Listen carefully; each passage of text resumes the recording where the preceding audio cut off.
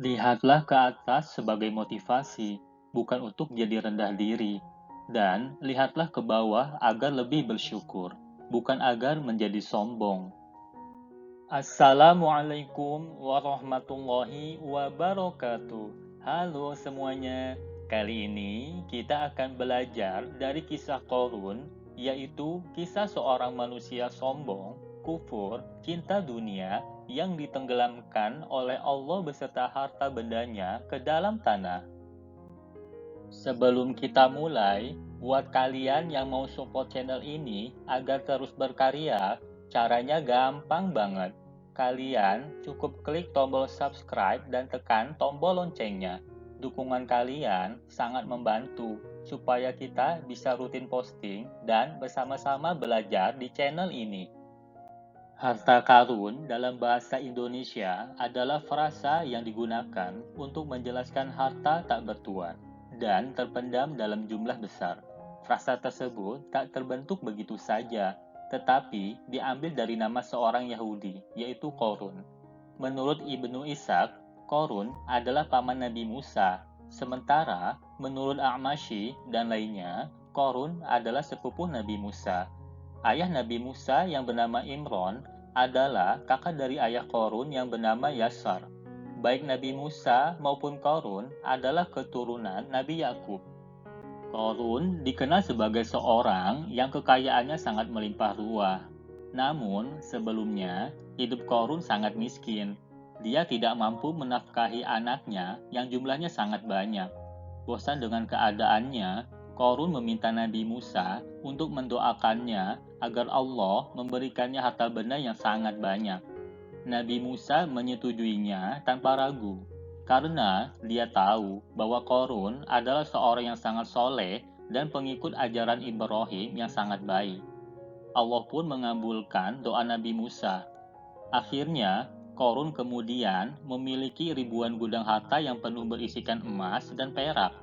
Dalam Al-Quran, surah Al-Qasas ayat 76, dikisahkan bahwa Korun pernah pamer kekayaannya. Saat itu, dia keluar dengan pakaian sangat mewah, didampingi oleh 600 orang pelayan, terdiri atas 300 laki-laki dan 300 lagi pelayan perempuan. Bukan hanya itu, ia juga dikelilingi oleh 4.000 pengawal dan diiringi 4.000 binatang ternak yang sehat, plus 60 ekor unta yang membawa kunci-kunci gudang kekayaannya. Namun sayang, setelah keinginannya menjadi kaya raya terwujud, Korun mempergunakan hartanya dalam kesesatan, kezaliman, dan permusuhan, sehingga membuatnya menjadi orang yang sombong. Korun mabuk dan terlena dengan kekayaannya. Janji Korun untuk lebih husu beribadah dan membantu sesama setelah menjadi kaya kandas. Dia mendurhakai Allah dan memilih untuk menyembah Sobek, dewa berkepala buaya, serta dewa-dewa lainnya. Korun tidak mengindahkan nasihat para mukmin yang memintanya untuk bersyukur kepada Allah atas segala nikmat harta kekayaan yang diberikan. Selain itu, memanfaatkan hartanya dalam hal yang bermanfaat, kebaikan, dan kegiatan lainnya yang halal, karena semua itu adalah harta Allah. Namun, ia menolak dan berkata dengan pongah, seperti dikutip dalam Al-Quran, surah Al-Qasas ayat 78. Sesungguhnya, aku hanya diberi harta itu karena ilmu yang ada padaku. Para mukmin kemudian berkata, kecelakaan yang besarlah bagimu. Pahala Allah adalah lebih baik bagi orang-orang yang beriman dan beramal soleh. Sementara, orang fakir yang melihat kejadian tersebut mendukung ucapan Korun. Semoga kiranya kita mempunyai harta seperti apa yang telah diberikan kepada Korun. Sesungguhnya, ia benar-benar mempunyai keberuntungan yang sangat besar. Tak hanya durhaka pada Allah, dia pun kemudian mengkhianati Nabi Musa. Al-Quran mensejajarkannya pengkhianatan Korun ini dengan penolakan Fir'aun Ramses II atas ajaran Tauhid yang dibawa Musa, seperti disebut dalam surah Al-Mu'min ayat 23-24. Dan sesungguhnya telah kami utus Musa dengan membawa ayat-ayat kami dan keterangan yang nyata kepada Fir'aun, Haman, dan Korun. Maka mereka berkata, ia adalah seorang ahli sihir yang pendusta. Suatu hari, Nabi Musa diperintahkan oleh Allah untuk mengerjakan zakat. Lalu, Nabi Musa mengutus salah seorang pengikutnya untuk mengambil zakat dari Korun. Begitu sampai, Korun langsung marah dan tidak mau memberikan sedikit pun dari kekayaannya. Karena, menurut Korun, kekayaannya itu adalah hasil kerja keras dan usaha sendiri. Tidak ada kaitan dengan siapapun. Tidak ada kaitan dengan Allah atau dewa manapun. Korun pun berani memfitnah Nabi Musa.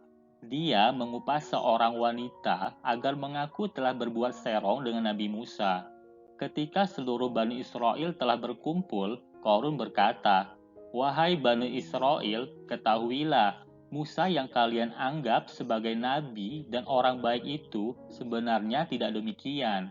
Bahkan, dia telah menghamili wanita ini."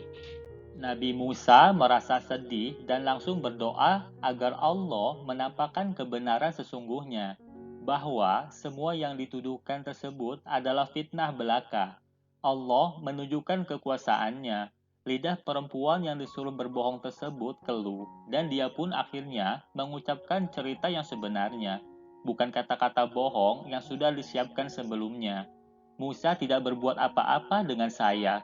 Dia orang baik. Saya diupah oleh Korun untuk mengatakan bahwa saya dihamili oleh Musa. Mendengar itu, Nabi Musa segera sujud sebagai bentuk rasa syukurnya kepada Allah. Kisah ini menjadi sebab turun Al-Quran surah Al-Ahzab ayat 69. Tidak berhenti di sana, Korun juga menantang Nabi Musa untuk berdoa bersama. Siapa doanya yang dikabulkan, dialah yang benar dan harus diikuti. Korun lalu berdoa, "Wahai dewa penguasa jagat raya, matikan Musa saat ini juga."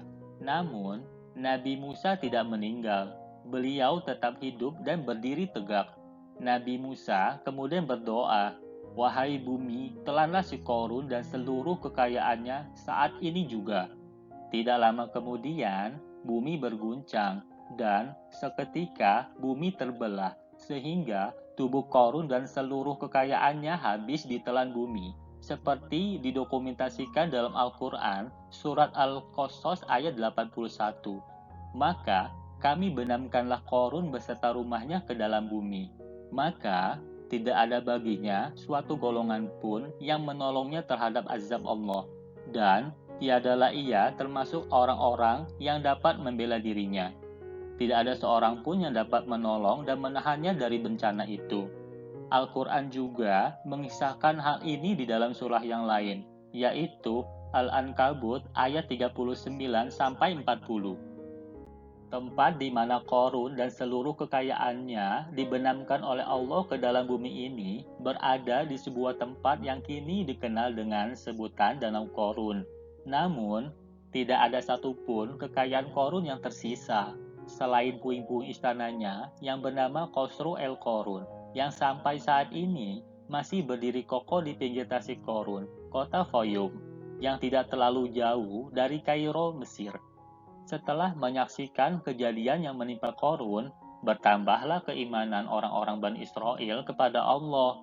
Benarlah Allah melapangkan rezeki bagi siapa saja yang Dia kehendaki dari hamba-hambanya dan menyempitkannya. Kalau Allah tidak melimpahkan karunia-Nya atas kita, benar-benar Dia telah membenamkan kita pula. Aduhai benarlah, tidak beruntung orang-orang yang mengingkari nikmat Allah, ujar mereka. Kisah Korun ini mengajarkan kepada kita tentang bahaya sifat kufur, cinta dunia, dan sombong.